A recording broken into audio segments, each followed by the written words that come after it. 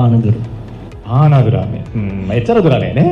එච්චර මම ටිකක් දුරයි තමයි. හැබැයි එච්චර දුර නෑ නේද? ආනදුර එච්චර දුර නෑ. ඕනේ. අය ලස්සනට කියනවා බලන්න.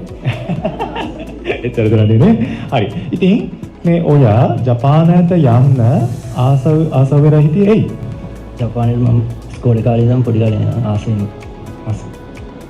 ඕකේ. මේ ඔයාගේ මේ තෝරාගත්තු ක්ෂේත්‍රය මොකක්ද? එයාපෝට්.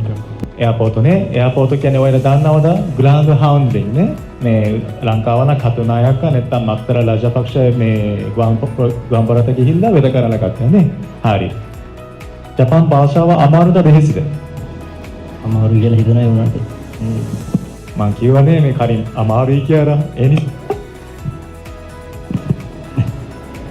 නේ හරි. ඕකේ හොඳයි.